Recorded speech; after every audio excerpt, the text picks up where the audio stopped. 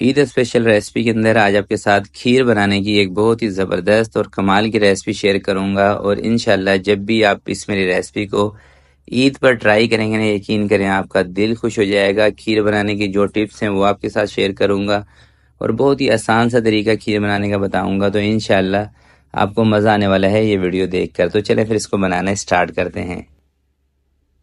बिस्मिल्लाहिर्रहमानिर्रहीम। सबसे पहले हम चावलों को भिगोएंगे। तो मैंने लिए हैं 250 ग्राम चावल। कप के हिसाब से आपको इसलिए दिखा रहा हूँ क्योंकि बहुत सारे लोगों के पास वेट मशीन नहीं होती, तो आप कप के हिसाब से भी इसका नाप कर सकते हैं। और चावल आपने लेने हैं छोटे वाले। 3-4 पानी से पहले इसको अच्छी तरीके से धो लें। उसके बाद जितना आपके पास टाइम हो, 1 घंटा आधा घंटा इसको भिगो के रख दें। अगर इससे ज़्यादा टाइम आपके पास हो तो आप इसको 3-4 घंटे भी भिगो के रख सकते हैं, कोई मसला नहीं है। जितनी देर चावल भिगोएंगे उतना ज़्यादा इसका रिजल्ट बेहतर आएगा। और यहाँ पे एक और आपको बात बता देता हूँ कि अगर मौसम गर्मियों का है और आपने चावलों को 4-5 घंटे के लिए भिगो के रखा है तो फिर आपने इनको फ्रिज के अंदर रखना है, बाहर नहीं रखना। अब दोस्तों इसका दूध बनाते हैं। दूध बनाने के लिए मैं ले रहा हूँ 1 लीटर पानी। ठीक है, आपने रेसिपी को इसी तरीके से फॉलो करना है। और इसके अंदर आपने शामिल कर देना है 1 कप मिल्क पाउडर। ये मिल्क पाउडर वही है जिससे आप चाय बनाते हैं, कोई स्पेशल ख़ास मिल्क पाउडर नहीं है।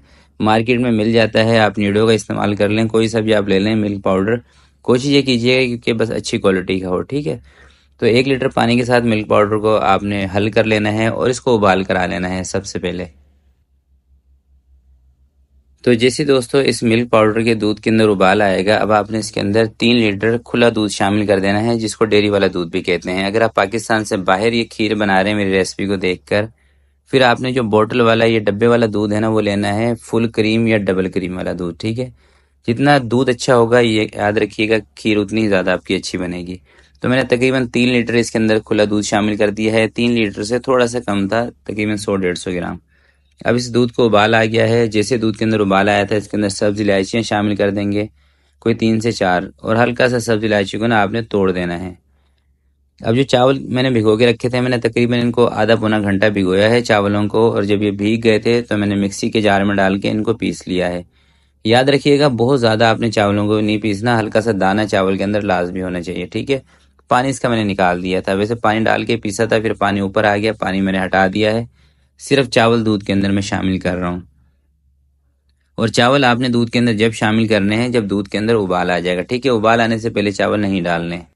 अच्छा, उबाल आने से पहले चावल क्यों नहीं डालने ये भी मैं आपको बता देता हूँ। देखें, कभी कभार ऐसा होता है कि जब हम कच्चे दूध के अंदर चावल डालते हैं ना, तो चावलों की वजह से दूध फट भी सकता है।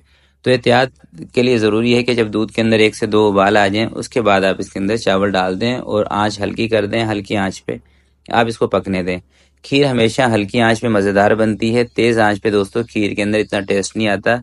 जैसे मैं अपनी तकरीबन हर वीडियो के अंदर आपको बताता हूँ कि दूध की कोई भी आप चीज़ बना रहे हो ना, जब आप उसको हल्की आंच पे थोड़ा सा टाइम लगा के पकाते हैं ना, तो एक तो इसका कलर भी चेंज होता है, दूसरा ये कि इसका टेस्ट भी निकल के आता है दूध के अंदर से।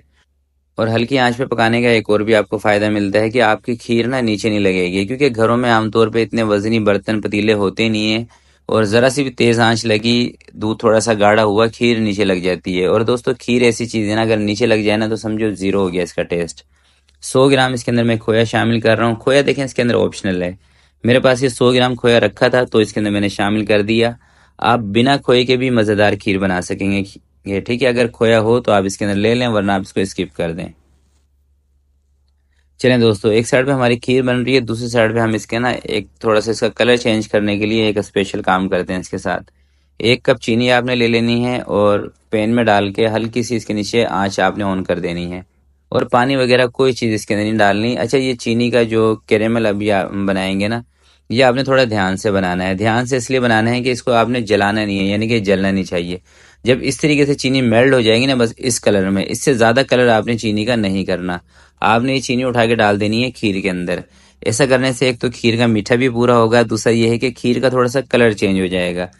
तो ये प्रैक्टिस दोस्तों खीर का कलर चेंज करने के लिए मैंने की है, चीनी को मेल्ट करके इसके अंदर डाला है। अगर आपको व्हाइट कलर की खीर चाहिए फिर कोई मसला नहीं है, आप डायरेक्ट खीर के अंदर इसी स्टेज पर चीनी डाल दें, कोई इशू नहीं है।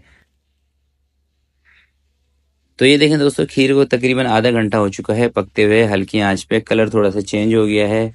अब इसके अंदर ना मीठा थोड़ा सा मुझे कम लग रहा है। पहले 1 कप चीनी हमने डाली थी ना, अब आधा कप चीनी का और डाल देते हैं, तो कुल मिला के 300 ग्राम चीनी इसके अंदर चली गई है। और 300 ग्राम चीनी जाने के बाद भी इसके अंदर मीठा नॉर्मल रहेगा, तेज़ नहीं होगा।